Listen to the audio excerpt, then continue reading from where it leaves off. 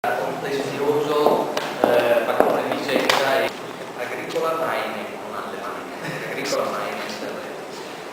In sostanza abbiamo un provvedimento, una sentenza del TAR del Veneto che annulla un provvedimento del Comune di Vicenza che aveva ordinato la demolizione di una costruzione all'interno della Valletta del Silenzio che secondo il Comune appunto era abusiva e meritava quindi l'abbattimento.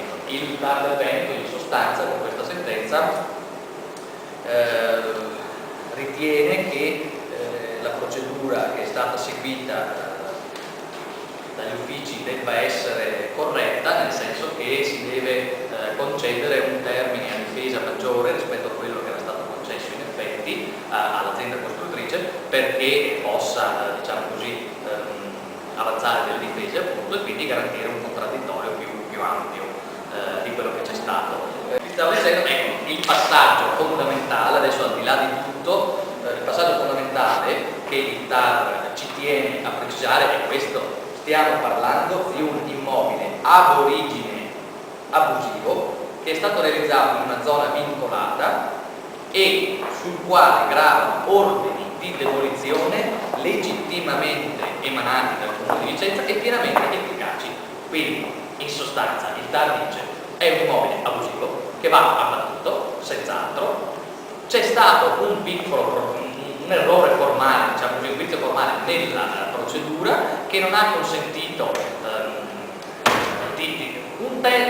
la garanzia di un termine sufficiente alla parte per difendersi. A questo punto si dice al Comune: dai il tempo previsto dalla legge all'azienda per difendersi, dopo chiudi il procedimento e il destino di questo procedimento non lo possiamo già scrivere, però stando a queste premesse del TAR che dice che è un bene conclamato, in modo conclamato abusivo, insomma credo che il destino di questo nuovo procedimento è segnato. Sui termini, in sostanza adesso avvieremo un nuovo procedimento finalizzato all'erogazione della sanzione della demolizione. All'interno di questo procedimento l'azienda dedurrà quello che ritiene per difendersi.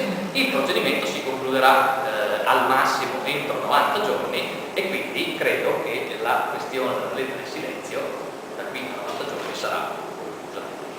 Sì, ecco, questo è il problema. Allora, il punto 3.4 in fondo dice l'articolo 10 bis della legge 241 del 90, in sostanza dice che prima di negare, questo è un immobile abusivo, l'azienda ha richiesto al Comune di essere stato un tentatore, una mossa difensiva, per carità, ha richiesto la sanatoria dell'immobile al Comune. Voi sapete benissimo che in alcune situazioni c'è un immobile abusivo, però io posso chiedere la sanatoria se ci sono dei requisiti particolari. In questo procedimento peculiare la sanatoria non è possibile perché l'immobile è stato costruito ex novo nella Valletta del Silenzio, che è una zona vincolata dal punto di vista paesaggistico, e non è ammessa la sanatoria. Il problema è che tu avresti, prima di ordinare l'abbattimento, avresti dovuto valutare, benché infondata, diciamo così, palesemente infondata, formalmente l'ufficio avrebbe dovuto dare riscontro a questa richiesta, cioè avrebbe dovuto dire: no, ti nego questa sanatoria perché è abusiva, chiudo questo procedimento e avvio quello della demolizione. Siccome, ripeto, la premessa è che l'immobile è in modo conclamato abusivo, l'ufficio ha detto: vabbè, qui non c'è neanche necessità in sostanza di creare questa separazione effettiva dei due procedimenti.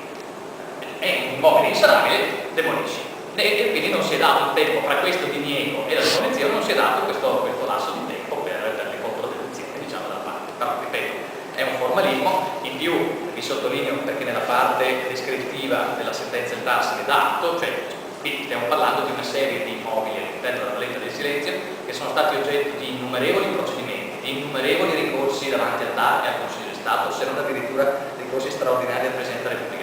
Quindi veramente siamo di fronte a un insieme intricatissimo di procedimenti amministrativi e giurisdizionali amministrativi, per cui insomma, è anche comprensibile che sia scappato, diciamo, questo termine a difesa, tant'è, dice lo stesso TAR, tant'è che compensa le spese.